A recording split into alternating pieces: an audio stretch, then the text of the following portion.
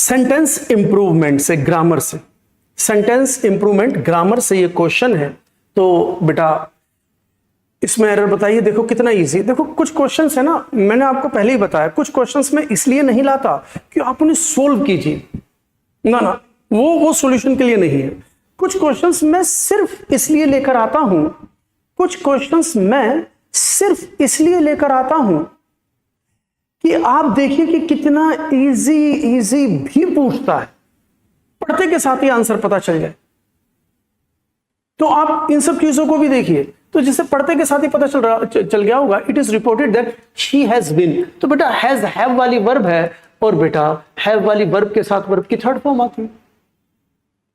Have वाली verb जब helping verb है तो उसके साथ V3 आएगा। तो बेटा तो यहां पे शी हैज वोन जो है वो बिल्कुल एप्रोप्रिएट है। ये गलत है क्योंकि मॉडल के बाद V1 आता है, क्योंकि मॉडल के बाद हम V1 का इस्तेमाल करते हैं, इसलिए ये गलत हुआ। और सेम प्रॉब्लम जो यहां प्रॉब्लम है वही यहां प्रॉब्लम है, हैव की फॉर्म के बाद V3 आता है, तो ये भी गलत है। और कह रहा है नो सब्स्टिट्यूट रिक्वायर्ड, तो ऊपर वाला गलत, तो ये भी गलत, तो आंसर D। क्लियर है बेटा? तो बेटा ये मतलब कोई लेवल नहीं रखता, ये कोई चीजें लेवल नहीं रखती है। बस ये मैं क्यों लेकर आया मैं फिर बता रहा हूं, सिर्फ इसलिए देखो कितना इजी भी होता है कि देखते के साथ ही आंसर, देखते के साथ ही आंसर। और अपनी प्रैक्टिस इतनी ज्यादा करो जो डिफिकल्ट भी लगता है वो भी देखते के साथ ही बन जाए। तो प्रैक्टिस से ही चीजें इतनी परफेक्ट हो पाती है। ठीक है ना बेटा? आइए अगला क्वेश्चन। ये हमारा क्वेश्चन जो है ये वन वर्ड सब्स्टिट्यूशन है। It is one word substitution.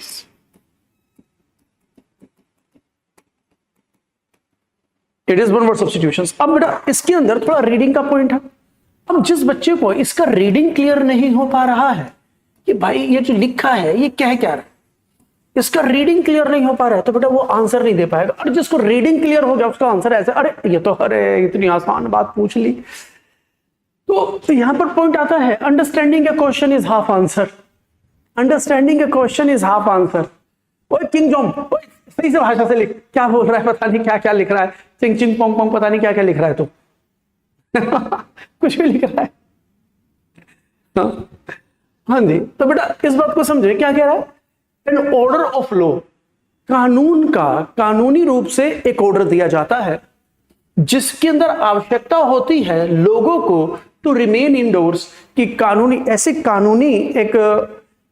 ऐसा कानूनी ऑर्डर जिसके अंदर कानून कहता है सब अपने घर पे रहो, तो उसको कर्फ्यू तो कहते हैं यार। और क्या समझाएं और किसी चीज को, समझ रहे बात को? कर्फ्यू कितनी आसान बात। तो अब जिसे ये रीडिंग समझ में नहीं आ रहा उसे दिक्कत होगी, तो इसके लिए हमें रीडिंग अच्छा रखना है। रोजाना रीड करो, रीड करो, रीड करो, कुछ भी रीड करो, पढ़ो, चाहे हिस्ट्री, चाहे इकोनॉमिक्स, चाहे पॉलिटी, कोई सी भी बुक है पढ़ो।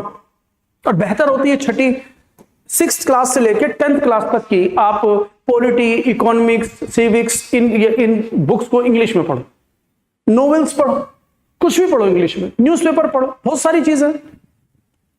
अगला दूसरा भी, ये भी क्वेश्चन हमारा वन वर्ड सब्स्टिट्यूशन से है। ये भी हमारा वन वर्ड सब्स्टिट्यूशन से है।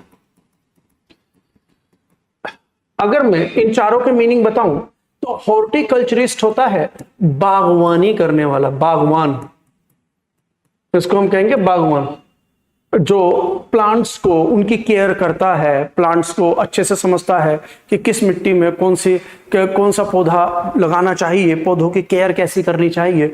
तो केयर करने वाला इंसान हॉर्टिकल्चरिस्ट होता है, पौधों की केयर करने वाला।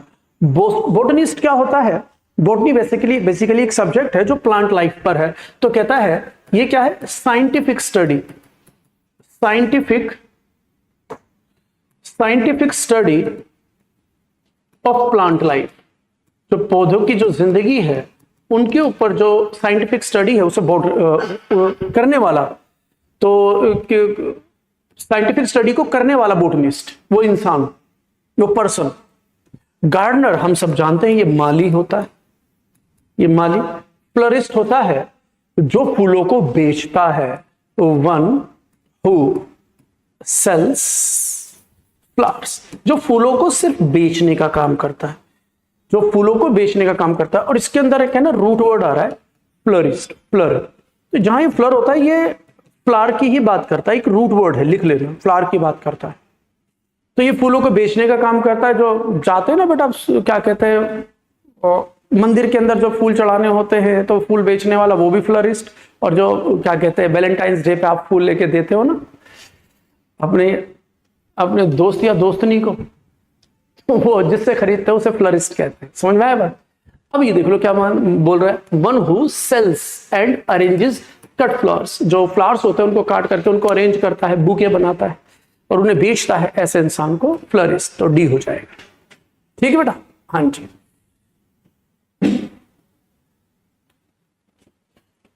अब तेरी दोस्तनी नहीं है तो इसमें मैं क्या करूं, तेरी तो गलती होगी, तो अपनी सोच सही रख। तो सोच तेरी कोई दोस्त नहीं है, कोई लड़की दोस्त नहीं है तेरी, तो तेरे अंदर ही तो कमी होगी। समझ में आ रहा है? तो अपनी कमी तू दूर कर। यहां पर क्यों तो ये सब बातें कर रहा है कि तेरी दोस्तनी नहीं है? हम क्या कर सकते हैं इसमें, हम क्या कर सकते हैं? हाँ, after having understood the ill effects he said he would dash drinking alcohol. हाँ जी। तो अब आपको एक एप्रोप्रिएट वर्ड लगाना है बेटा इसी को। अब देखो, इसी को हम कहते हैं एलोकेशंस, इसी को हम कहते हैं एलोकेशंस। तो एलोकेशन यार, कोलोकेशंस। देख ले तेरे चक्कर में यार क्या क्या, किंग जोंग यूं तेरे चक्कर में देख गलत बोल रहा हूं मैं, कोलोकेशन को एलोकेशन बोल रहा हूं, बता मैं। तो कोलोकेशंस वो फिक्स चीजें होती हैं जो पर्टिकुलर किसी सिचुएशन में लगती हैं। अब जैसे मैं टर्मिनेट कर रहा हूं, टर्मिनेट, तो जैसे मान लो किसी को नौकरी से निकाल देना, टर्मिनेट कर। जो ट्रेन है, ट्रेन कहीं पहुंच गई तो वो टर्मिनेट हो गई, तो वो भी टर्मिनेट होता है। क्लोज किसी चीज को बंद करना, और क्लोज मतलब करीबी भी होता है, तो है ना। और फिनिश, फिनिश मतलब समाप्त। लेकिन यहां पे अल्कोहल को, अगर ड्रिंकिंग अल्कोहल को आप छोड़ रहे हो, तो अगर कोई आदत को आप छोड़ रहे हो तो उसे आप फिनिश, क्लोज या टर्मिनेट नहीं कर रहे हो, उसे क्विट कर रहे हो। तो क्विट कर रहे हो तो ये क्या कहलाएगा, कोलोकेशन होगा। कि हाँ भाई, अगर अल्कोहल को आप छोड़ने की बात करो, उस छोड़ने के लिए आपको क्विट लगाना पड़ेगा। समझ में? इसे कहते हैं हम कोलोकेशंस। चलिए अगला, the patient was dash from the hospital. अब सेम सेम कोलोकेशंस, तो बेटा इनको समझे हम। कोलोकेशंस कि पर्टिकुलर सिचुएशन में किसी पर्टिकुलर शब्द का इस्तेमाल, पर्टिकुलर सिचुएशन में किसी पर्टिकुलर वर्ड का यूज, वो कोलोकेशन कहलाता है। अकॉर्डिंग टू सिचुएशन एक सही शब्द का इस्तेमाल करें, वो कोलोकेशन। अकॉर्डिंग टू सिचुएशन सही वर्ड का इस्तेमाल करें तो वो कोलोकेशन है। तो सिचुएशन देखो और डिसाइड करो। अगर आप लिबरेटेड कहते हो तो किसी को आजाद करना, जैसे बंधनों से मुक्त करना, आजाद करना, बंधनों से मुक्त करना। डिस्चार्ज करना, तो जहां पर आप कि ये फ्रॉम हॉस्पिटल, अगर किसी हॉस्पिटल से आपको छुट्टी मिलती है तो उसे हम डिस्चार्ज कहते हैं। लेट आउट कहता है कि किसी को भी नॉर्मली जाने देना, जैसे हम किसी को कहते हैं ना लेट हिम गो आउट, कि उसे बाहर जाने दो। तो हम किसी को जनरल परमिशन दे रहे हैं, लेट आउट, किसी को भी जाने देना, नॉर्मल परमिशन देना। अरे भाई जाने देना बस, नॉर्मली, कोई ऑफिशियल नहीं है। रिलीज का मतलब है, जैसे रिलीज का मतलब किसी को या तो बांध रखा है तो छोड़ दो, खोल देना। या भी जैसे फिल्म का रिलीज होना, जैसे फिल्म की मूवी जो है, मूवी रिलीज होती है तो मूवी को हम रिलीज होना कहते हैं। या कोई बांध रखा है उसे खोल देना, उसे रिलीज करना कहते हैं। तो यहां पर क्या, the patient was dash from the hospital. अब उसे हॉस्पिटल से छुट्टी मिली है तो उसे डिस्चार्ज बोलेंगे। इट इज कॉल्ड कोलोकेशन, की सिचुएशन के अनुसार सही शब्द का इस्तेमाल। अब आप फिल्म को नहीं कह सकते कि भाई फिल्म की, भाई अब अजय देवगन की नई फिल्म, आप ये बोलोगे रिलीज होने वाली। अब यूं नहीं बोल सकते ना, अजय देवगन की नई मूवी जो है वो डिस्चार्ज होने वाली, नहीं कह पाओगे ना ऐसे। तो इट इज कॉल्ड कोलोकेशन, कि अकॉर्डिंग टू सिचुएशन सही शब्द का इस्तेमाल, सही शब्द का इस्तेमाल। तो देख लो एग्जाम के अंदर आते हैं, ये तो मैं PYQ ही, तो मैं आपसे PYQ ही तो डिस्कस कर रहा हूं। मैंने अपने मन से नहीं बनाया कि आप सोचो कि सब पता नहीं कहां से ला रहे हैं क्वेश्चन। भाई PYQ ही डिस्कस कर रहा हूं मैं आपसे। He was bad injured in the last match. क्या होगा?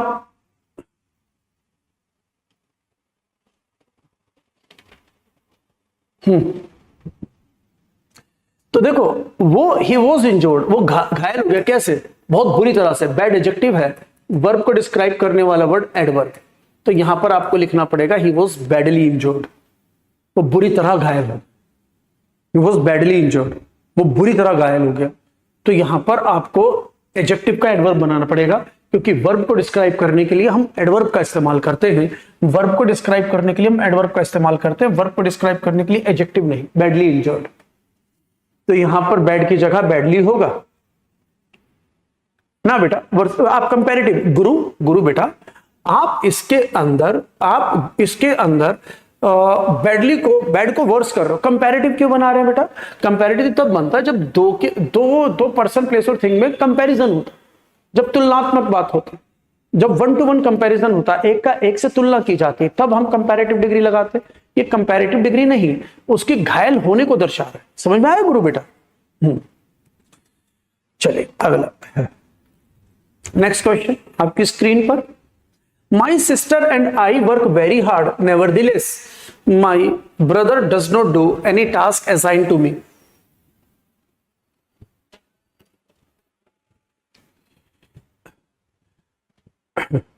Good answer.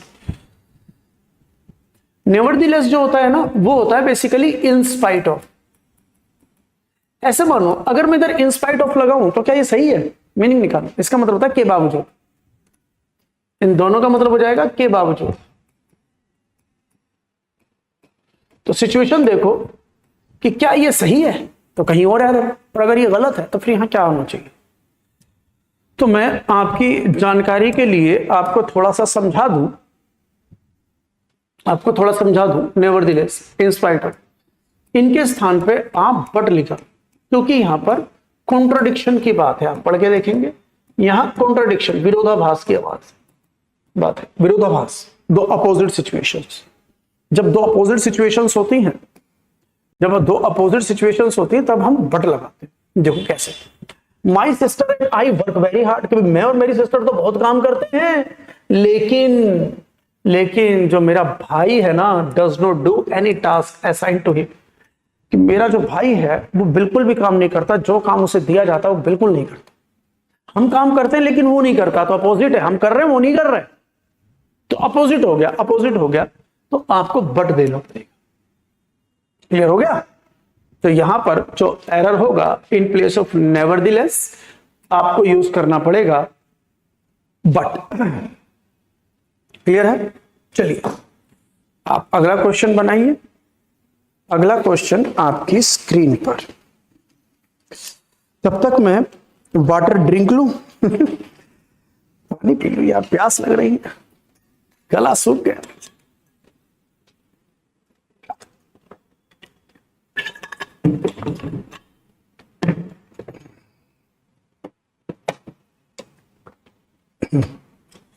देखिए, he was so curious. Curious होता है जिज्ञासु, क्यूरियस का मतलब होता है जिज्ञासु, one who has curiosity. Inquisitive होना, इंक्विजिटिव जो होता है वो भी जिज्ञासु होता है, curious. He was so curious, वो बहुत ज्यादा क्यूरियस था, that he rose many questions in the meeting, उसने मीटिंग में बहुत सारे क्वेश्चंस को उठाया। बेटा एक होता है राइज, एक होता है रेज। तो राइज की सेकंड फॉर्म जो होती है वो होती है रोज, और third form Ryzen. Third form जो होती है वो होती है राइजन, राइज रोज राइजन। और जो रेज होती है उसकी सेकंड और थर्ड फॉर्म होती है रेज्ड, सेकंड थर्ड फॉर्म होती है रेज्ड, रेज्ड। समझ रहे? अब जो राइज होता है ना, किसी भी चीज का उगना होता है, जैसे the sun rises in the east, वो उग रहा है। और ऐसे मान के चलो इट इज, जैसे मैं बात बोलूं, इट इज ऑटोमेटिक, जो अपने आप हो। जो प्राइस है वो राइज हो रहे, वो अपने आप उठ रहे। समझ रहे? प्राइस का बढ़ना, तो इसका मतलब उगना या किसी भी चीज का बढ़ना, लेकिन ऑटोमेटिक। जो भाव है ऑटोमेटिक बढ़ रहे, अपने आप बढ़ते जा रहे है ना। और ये उगना जो है सूरज का उगना, लेकिन जो रेज है इसका मतलब होता है उठाना या बढ़ाना, ये करने से होता है, ये ऑटोमेटिक नहीं है, इसमें एफर्ट है। जनरली मैं क्लास में बोलता हूं, आपने सुना होगा अगर आप क्लास के सारे विद्यार्थी हो, कि भाई किसी को इस बात का पता है तो रेज योर हैंड्स, अपने हैंड्स को रेज करो। तो जब आप तक आप नहीं चाहोगे हैंड्स को रेज कैसे करोगे? और वैसे भी ये इंट्रांजिटिव वर्ब होती है, ग्रामेटिकल समझ रहे हो, तो ये इंट्रांजिटिव वर्ब है, और बेटा जो रेज है वो ट्रांजिटिव वर्ब है। राइज इंट्रांजिटिव वर्ब है, उसके साथ ऑब्जेक्ट नहीं होगा। जैसे the sun rises, the sun rises in the east, the sun rises in the east, है ना। अब जैसे ही रेज्ड, जैसे ही रेज्ड हिज हैंड, उसने अपने हाथ को उठाया, हिज हैंड, ही रेज्ड हिज हैंड। अब इन दोनों में देखो, तो यहां पर क्या बात कर रहा है, the sun rises in the east, तो इन द ईस्ट जो हुआ ये क्या हुआ, ये प्लेस है। The sun rises in the east, बेटा जी ये प्लेस है। अगर ये प्लेस है तो इसका मतलब इसका ऑब्जेक्ट नहीं है, तो ये इंट्रांजिटिव वर्ब। अब ही रेज्ड, अब ये रेज्ड वर्ब है, तो ही रेज्ड व्हाट, क्या, तो इसके बाद डायरेक्ट ऑब्जेक्ट आ गया। तो ये डायरेक्ट ऑब्जेक्ट आ गया, तो अगर इसके बाद ऑब्जेक्ट है तो वर्ब का ऑब्जेक्ट दे रखा है, तो ट्रांजिटिव वर्ब। तो ये ट्रांजिटिव वर्ब होती है, इंट्रांजिटिव वर्ब। तो इधर देखो, ही रोज, अगर मैंने रोज लिखा है, अगर यहां रोज लिखा है तो रोज जो है वो तो सेकंड फॉर्म हो गई किसकी, राइज की। और जो राइज होता है वो इंट्रांजिटिव वर्ब होता है, और हमारे पास मैनी क्वेश्चन दे रखा है तो ऑब्जेक्ट दे रखा है, तो ऑब्जेक्ट दे रखा है तो मुझे तो ट्रांजिटिव वर्ब चाहिए। और अगर मुझे ट्रांजिटिव वर्ब चाहिए तो रोज तो इंट्रांजिटिव वर्ब है, तो ये गलत हो जाएगा। तो जहां रोज दे रखा है तो वो तो गलत ही हो गया ना, तो नो सब्स्टिट्यूशन भी गलत हो गया और ये भी गलत हो गया। अब कहता है दैट ही अराउज्ड, अब कहता है ही अराउज्ड, तो बेटा अराउज भी सही शब्द नहीं है इसके लिए, तो ही रेज्ड मेनी क्वेश्चंस, ये ठीक हो जाएगा। समझ में आया कि नहीं है, तो आंसर हो जाएगा ए। ठीक है, तो मैंने पूरे का पूरा एक्सप्लेनेशन दे दिया। गुड इवनिंग बेटा, सेवक, सेवक जी गुड इवनिंग जी, सेवक जी गुड इवनिंग जी। हाँ जी, सिनोनिम, सिनोनिम देख लें 2024 का सिनोनिम, स्टेशनरी। जैसा कि मैंने बताया बेटा, मैं रीडिंग, वोकैबुलरी और ग्रामर तीनों चीजें मिक्स लेकर आया। वोकैबुलरी भी है, ग्रामर भी है, रीडिंग भी है, सारी चीजें मिक्स हैं, स्टेप बाय स्टेप सारी चीजें आ रही हैं समय समय पर। अब स्टेशनरी आ गया। हाँ, आंसर 9 का एबीसीडी। तो देखो, एक हमारा शब्द है स्टेशनरी, STATIONERY, देखो ERY। एक शब्द है STATIONARY। अब अगर आप इनको देखें तो ये जो स्टेशनरी जिसमें ए आता है, ई आता है, ई, तो जैसे कहें पेन, पेंसिल, तो पेन पेंसिल में ई आ गया, ई। तो बेटा ये वाला जो स्टेशनरी है ना, ई वाला, तो ये क्या होता है, ये राइटिंग मटेरियल होता है या स्टडी मटेरियल कहें, ये स्टडी मटेरियल होता है स्टेशनरी, ये स्टडी मटेरियल। तो और जो ये स्टेशनरी होता है ना, तो इसका मतलब होता है नो मूवमेंट। अगर मैं हिंदी में बोलूं तो इसका अर्थ होता है स्थिर, स्थिर। जैसे मैं सेंटेंस बोलूं, the sun is the stationary, sun जो है स्टेशनरी है, लेकिन अर्थ स्टेशनरी नहीं है, क्योंकि जो सन है वो स्थिर है और जो अर्थ है वो चक्कर लगा रही है। तो द सन इज स्टेशनरी, तो द सन जो स्टेशनरी है तो ये वाला ARY वाला है, ARY वाला। तो ये क्या बता रहा है, ये दो स्टेशनरी, तो ये है कि स्थिर है, जिसके अंदर मूवमेंट नहीं है, स्थिर। तो इसका आंसर बनेगा स्टिल। स्टिल फोटोग्राफी सुना है ना, स्टिल फोटोग्राफी मतलब जो पिक क्लिक करते हैं वो स्टिल फोटोग्राफी होती है, तो इसका मतलब भी स्थिर ही होता है, स्टिल, है ना, स्टिल। और जो स्टिल है, स्टिल का मतलब अभी तक भी होता है, वो एडवर्ब होता है, लेकिन ये अलग है। अब मोटाइल जो है, वो मोबाइल के अंदर जो मोटाइल है वो एक ही है, इसका मतलब क्या होता है, मूवमेंट, मोबाइल फोन, तो जिस फोन को लेकर हम मूवमेंट कर सके, तो ये मूवमेंट को बताता है, ये मूवमेंट को बताता है। मोबाइल रेस्टोरेंट सुने कभी कि कोई, बहुत सारे रेस्टोरेंट्स ऐसे जो मोबाइल हैं कि वो गाड़ी के अंदर होते हैं, मोबाइल रेस्टोरेंट्स। पोर्टेबल, तो जैसे कुछ चीजें ऐसी होती है ना, इजी टू कैरी, जिसको हम आसानी से कहीं पे भी ले जा सकते हैं, इजी टू कैरी, तो ऐसी चीजों को पोर्टेबल कहते हैं। और जो स्विंडल होते हैं, वो जो होते हैं स्विंडल, वो चालाक हो जाते हैं, चालाक लोग जो हो जाते हैं, नहीं, किसी को धोखा देना, प्लीज। स्विंडल जो होता है किसी को धोखा, चीट करना, किसी को डिसीव करना, किसी को धोखा देना, तो ये हो जाता स्विंडल, किसी को धोखा देना। क्लियर हुआ ना बेटा? तो अगर ये बात समझ में आई तो आंसर हो जाएगा स्टिल। प्रॉब्लम क्लियर हो गया ना? चलिए ये देखो वोकैबुलरी। तो आप रोजाना के भी 10 15 20 अपनी जरूरत के अनुसार रोजाना वोकैबुलरी करो तो देखो कितना इंप्रूवमेंट हो जाएगा। हाँ बेटा बिल्कुल बिल्कुल बिल्कुल सुधरेगा बेटा। मैं बोलता हूँ आप रोजाना 10 15 20 वोकैबुलरी रोजाना करो, देखो समझ में आएगा, करने का तरीका पता चल रहा है। सिनोनिम, एक और सिनोनिम आ गया। अब देखो ये सिनोनिम, ये 24 में 22 में 24 में, मतलब 24 में 2 बार 22 में 1 बार, ये कितना रिपीट हो गया।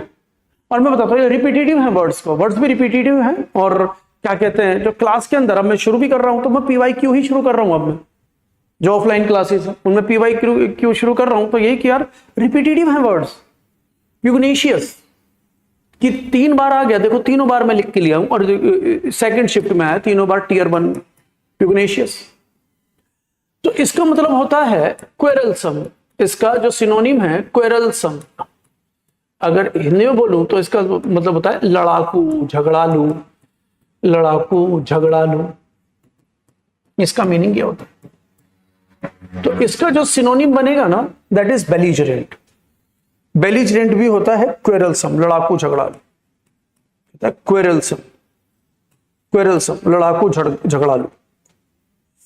एली, एली का मतलब होता है फ्रेंडशिप, दोस्ती, मित्रता, सहयोग, फ्रेंडशिप, सहयोग जिसे कहते हैं, हिंदी में भी लिख देता हूं फ्रेंडशिप, सहयोग, एसोसिएशन जिसे कहते हैं, एसोसिएशन। अच्छा आपने एक शब्द सुना होगा अलायंस, ये शब्द सुना है कि नहीं, अलायंस। इसका मतलब पता है क्या होता है, गठबंधन, गठबंधन है ना, इसका मतलब जोड़, गठबंधन। तो एली शब्द से ही बना अलायंस, गठबंधन, जोड़। तो भाई गठबंधन किसका होता है, जिसके अंदर फ्रेंडशिप, जिसके अंदर एसोसिएशन, सहयोग होता है, उन्हीं के अंदर तो गठबंधन होता है। तो ये एली शब्द से बना है, उसी की फैमिली का शब्द है। समझ रहे बात को? जैसे मैं शब्द ये भी कई बार आ जाता है रिलाई। अब रिलाई के साथ ऑन फिक्स है, जिसका मतलब होता है विश्वास करना, ये वर्ब है, इसका अर्थ है विश्वास करना, ये वर्ब है विश्वास करना। अब इसी शब्द से जो शब्द बना रिलायंस, रिलायंस कंपनी जो है धीरू भाई अंबानी की, जिसका मतलब है भरोसा। तो एक ही फैमिली के तो है, रिलाई से रिलायंस बना, ऐसे एली से अलायंस बना, गठबंधन जोड़। तो अब जो बात आती है स्लाय, स्लाय मतलब होता है चालाक, वेरी क्लेवर, होता है क्लेवर लोग जो होते हैं। डॉगमेटिक मतलब डॉगमेटिक, जो किसी चीज को स्टिक हो जाते हैं, जो किसी भी चीज से चिपक जाते हैं, कहते हैं स्टिक टू किसी भी चीज से, मतलब स्टिक टू द कॉन्सेप्ट्स, जो किसी भी कॉन्सेप्ट से चिपक जाए, जो दृढ़ता से किसी बात को माने। किसी को कह देना कि भाई ये इन नियमों का पालन करना है, इस कॉन्सेप्ट को अपनाना है, तो वो उसी नियमों का पालन करेंगे दृढ़ता से। कोई नहीं, अगर किसी ऐसे मानो किसी गार्ड से कहा कि बिना आई कार्ड के किसी को अंदर नहीं आने देना, और भाई मर जाए कोई कट जाए, वो बिना आई कार्ड देखे किसी को अंदर नहीं जाने देगा। तो ये क्या, स्टिक टू द रूल्स, जो अपने मतलब पूरी तरह से अड़ा हुआ है अपने सिद्धांतों पर, जो अपने सिद्धांतों को पूरी तरह से माने, डोगमेटिक। तो इसका आंसर हो जाएगा बेलिजरेंट। अब ये वोकैबुलरी देख लो, ठीक है ना बेटा। अगला पढ़ते हैं, ये एंटोनिम हो गया। एंटोनिम किसका, ब्लूम, ब्लूम का एंटोनिम बताइए। Most of the flowers Bloom in the spring season. Spring season जो होता है वो तो जब क्या कहते हैं, अरे जैसे कहते हैं स्प्रिंग सीजन जो होता है, फूल जो खिलते हैं किस मौसम में खिलते हैं, ये बाहर का जो मौसम होता है ना।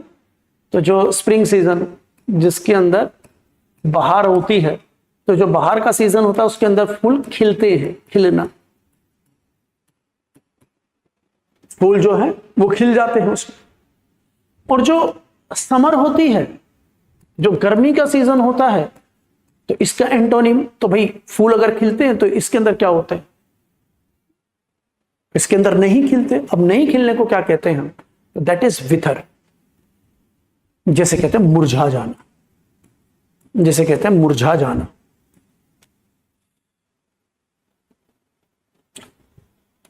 मुरझा जाना।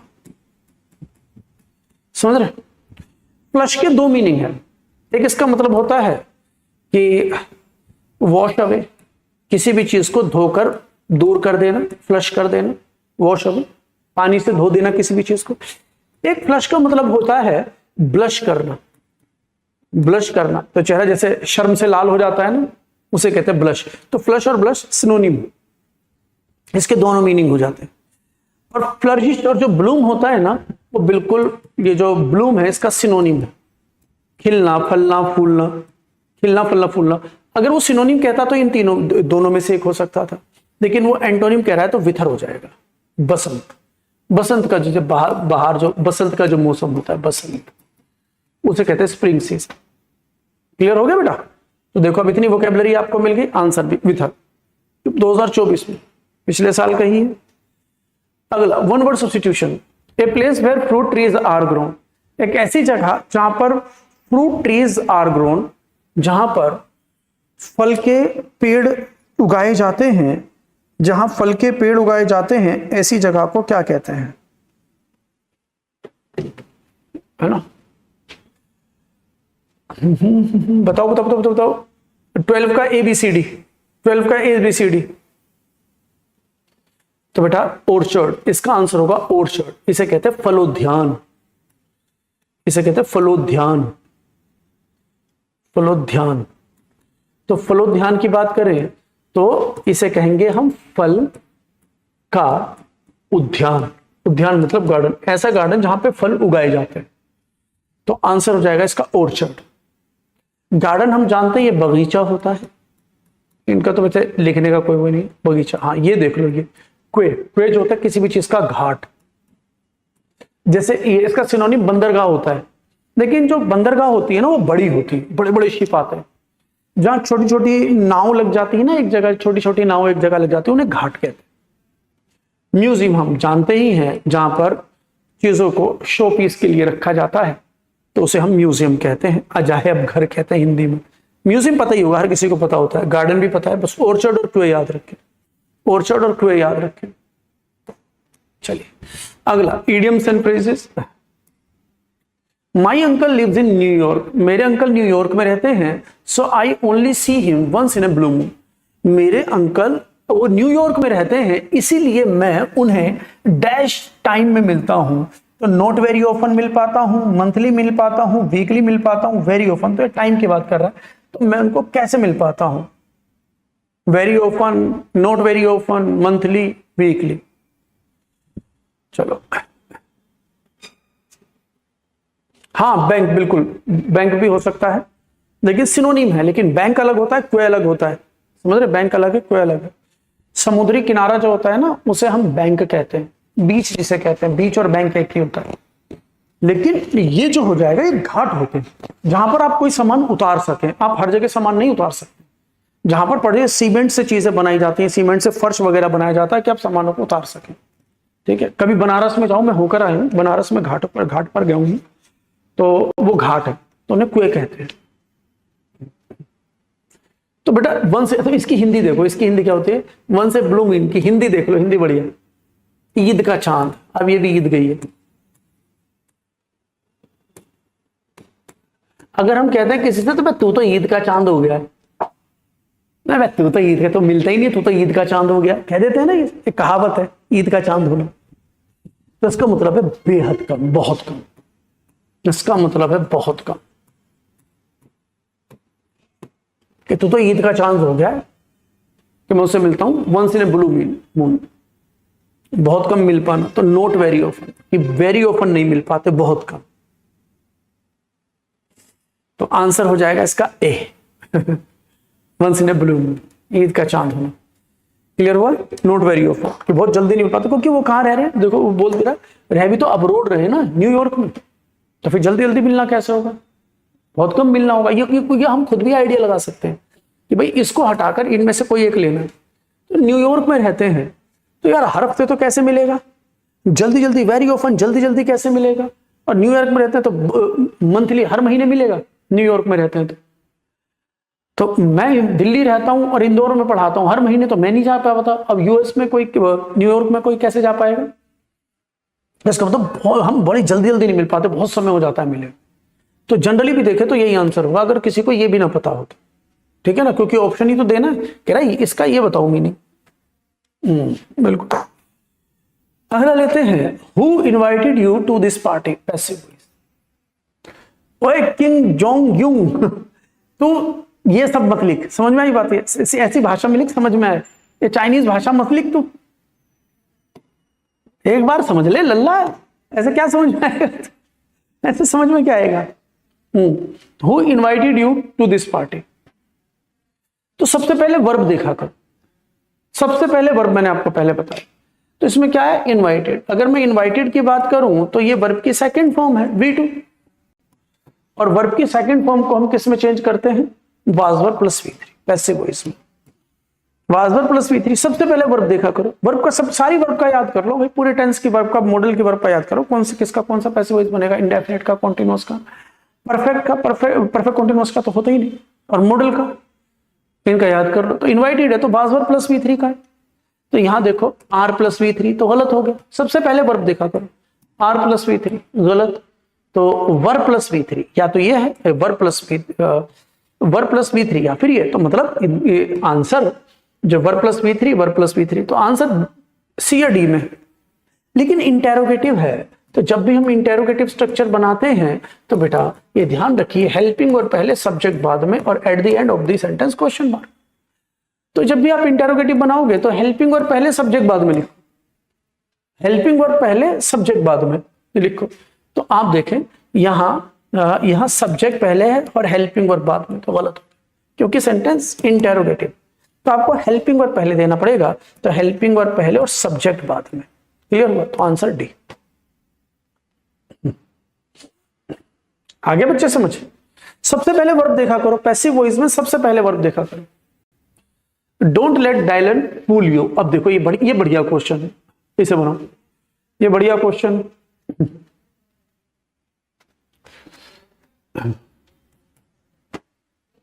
करीब में पूछा गया,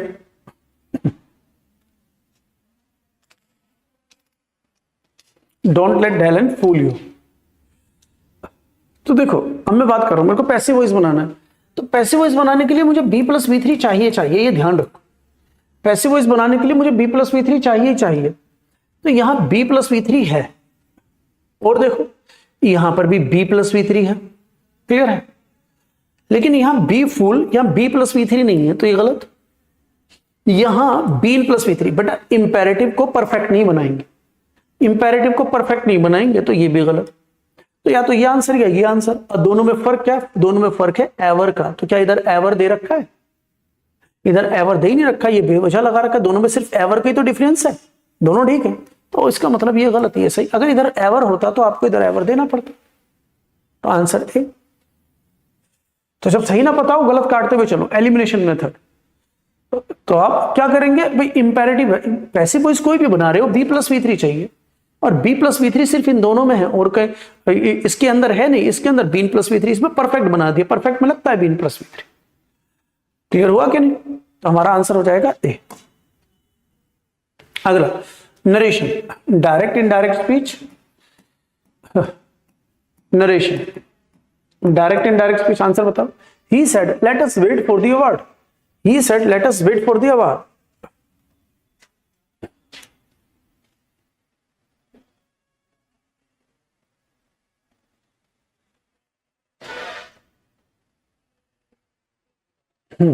यू नीड प्रैक्टिस। बेटा तुम जो कह रहे हो, सर जी नियम को क्वेश्चन में फिट नहीं कर पा रहा हूं, नियम को क्वेश्चन में फिट नहीं कर पा रहा हूं। बेटा अब यहां पर आपको है ना, पहले तो जो आपकी, स्पेशली मैं आपकी बात बताऊं, पहले तो आप टॉपिक वाइज चीजों को ठीक कीजिए, सारे कॉन्सेप्ट्स को ढंग से कीजिए। इसका मतलब है आपका भी अभी टॉपिक वाइज कंप्लीट नहीं है, पहले तो टॉपिक वाइज अच्छे से कंप्लीट करो। कम से कम तो मतलब 200 क्वेश्चन तो पहले कर लो हर टॉपिक के, कम से कम 200, ज्यादा से ज्यादा तो कितने भी कर लो, कम से कम तो 200 क्वेश्चन, तो उससे आपके दिमाग में कॉन्सेप्ट अच्छे से सेट हो जाएंगे। तो देखो मैं यहाँ पे कॉन्सेप्चुअली तो बात कर रहा हूं, मैं कॉन्सेप्चुअली बात कर रहा हूं, सारी चीजें आप देख ही लोगे। तो देखो यहाँ पे क्या है, लेटस, इंपेरेटिव सेंटेंस लेटस। अब अगर नरेशन की बात करते हैं तो लेटस को 2 शब्दों में चेंज करते हैं, लेटस को या तो वी शुड में चेंज करो या लेटस को दे शुड में चेंज करो। लेटस को या तो वी शुड में या दे शुड में। अब ये कॉन्सेप्ट याद होंगे तो बात समझ में आ जाएगी। बेटा जी कॉन्सेप्ट याद नहीं होंगे तो दिक्कत होगी। तो उसके लिए करना क्या, कॉन्सेप्ट को मजबूत करना है। जैसे अभी आपने मेरे से बोला कि मैं क्वेश्चन में कॉन्सेप्ट नहीं लगा पा रहा हूं, तो अब देखो इस क्वेश्चन में आप कॉन्सेप्ट नहीं लगा पा रहे हो, तो मींस इसकी आपको प्रैक्टिस की जरूरत है। इसका मतलब ये कि आपको ढंग से याद नहीं है ना बेटा, समझ रहे हो ना, प्रॉब्लम समझ पा रहे हो आप। इसका मतलब आप अपनी प्रॉब्लम को समझो कि आप अभी टॉपिक वाइज मजबूत नहीं है दोस्त, इस बात को माने। आप टॉपिक वाइज मजबूत नहीं हो, मतलब कि टॉपिक्स में आए हुए सारे कॉन्सेप्ट को आप अच्छे से नहीं कर पा रहे हो, तो पहले आप टॉपिक वाइज खत्म करो। क्लियर हुआ? तो अब कहता है कि लेट अस को वी शुड या दे शुड। अब देखो वी शुड या दे शुड कहां कहां है, तो कह रहा है यहां दे शुड है और यहां दे शुड है, यहां ही शुड कर दिया ही शुड, तो ये तो गलत हो गया, क्योंकि लेटेस्ट में आज तो मतलब आओ, इसका मतलब है आओ, और अगर इसका मतलब आओ है तो यहां पर इसका मतलब है ये प्लूरल की बात कर रहा है। अगर प्लूरल की बात कर रहा है तो ही शुड तो हो ही नहीं सकता, तो ये दोनों तो गए। अब दे शुड और वी शुड और दे शुड, तो वी शुड है ही नहीं तो दे शुड है। अगर दे शुड है तो बेटा मॉडल के बाद V1 चाहिए, इनने मॉडल के बाद V3 दे दिया, तो इसका मतलब है गलत। मॉडल के बाद V3 थोड़ी आता है, मॉडल के बाद V1 आता है, मॉडल के बाद V1 आता है, तो बेटा आंसर हो जाएगा ए। ठीक है, आज के लिए लास्ट कर लेते हैं ये, आज के लिए लास्ट कर लेते हैं क्वेश्चन नरेशन का, डायरेक्ट इनडायरेक्ट स्पीच नरेशन। और आप इसे देख पाएंगे ना तो ये ऑलरेडी इनडायरेक्ट स्पीच है। अब जो इनडायरेक्ट स्पीच होता है ना, अगर जो इनडायरेक्ट स्पीच है इसका मतलब है वो हमारा आंसर है, इसका मतलब ये सही है, ये आंसर है। तो आपको इन चारों में से एक सही क्वेश्चन ढूंढना है, इन चारों में से एक सही क्वेश्चन ढूंढ लो कि उस क्वेश्चन का आंसर ये होना चाहिए। सही क्वेश्चन ढूंढो। तो यहां टोल्ड लिखा है तो रिपोर्टिंग वर्ब पास्ट इंडेफिनिट है, तो भैया रिपोर्टिंग वर्ब पास्ट इंडेफिनिट है तो सेट टू को ही टोल्ड में चेंज करेंगे, तो सेट टू ठीक है, सेट टू ठीक है, सेट टू ठीक है, लेकिन सेज टू तो नहीं हो सकता, ये तो प्रेजेंट है, ये गलत है। सेज टू तो नहीं हो सकता, ये तो प्रेजेंट है, ये तो गलत है। सेज टू नहीं हो सकता, ये प्रेजेंट हो गया, ये गलत हो गया। तो set to set to set to, तो सेट टू को टोल्ड में चेंज कर दिया। कोमा इन्वर्टेड कॉमास की जगह दैट, तो हाँ जी कोमा इन्वर्टेड कॉमास की जगह दैट, क्योंकि सेंटेंस असर्टिव बना रखा है, सारे असर्टिव है। अब यू दे रखा है यू, तो अब यू को उसने चेंज करके आई ले रखा और कोई ऑप्शन ही नहीं है, तो इसका मतलब है यही बनेगा और कुछ बनेगा नहीं। अब आ जाते हैं न्यू। न्यू मतलब वर्ब की सेकंड फॉर्म, एक एक करके देख रहे हैं। पहले रिपोर्टिंग वर्ब देखा, फिर कंजंक्शन देखा, फिर प्रोनाउन देखा, फिर वर्ब देखा, ऐसे चेक करो ऐसे। तो वर्ब की सेकंड फॉर्म ये तो आंसर है, तो वर्ब की सेकंड फॉर्म आती कहां से? वर्ब की सेकंड फॉर्म मतलब पास्ट इंडेफिनिट, तो पास्ट इंडेफिनिट कोरिस्पॉन्डिंग पास्ट होता है प्रेजेंट इंडेफिनिट का, तो प्रेजेंट इंडेफिनिट का पास्ट इंडेफिनिट बनाया होगा। तो देखो ये प्रेजेंट इंडेफिनिट है, लेकिन नोइंग बी4 है, बी4 बिना बी की फॉर्म के आता नहीं। और दूसरी बात, जो नो है उसमें आईएनजी नहीं लगता एज ए वर्ब, नो के अंदर एज ए वर्ब आईएनजी नहीं लगता, तो ये तो ग्रामेटिकली गलत है। और बेटा दूसरी बात, बी4 से पहले बी का फॉर्म आता है, दोनों चीजों से गलत है। आर नोन ये पैसिव वॉइस बना रखा है, तो आर नोन अब ये एक्टिव वॉइस है। अगर ये एक्टिव वॉइस की डिमांड कर रहा है तो फिर पैसिव वॉइस क्यों बना रहे हो? ये गलत हो गया, क्योंकि अगर ये क्वेश्चन होता तो यहां पे वाजवर होता, ये क्वेश्चन होता तो यहां पे वाजवर होता। यहां न्यू है तो हमें प्रेजेंट इंडेफिनिट चाहिए, लेकिन एक्टिव वॉइस जो यहां पर है इन दोनों में है नहीं, और ये पहले ही कट गया, ये तो पहले ही कट गया है, ये दोनों अब कट गए, तो आंसर ये रहा, तो आंसर हो जाएगा ए।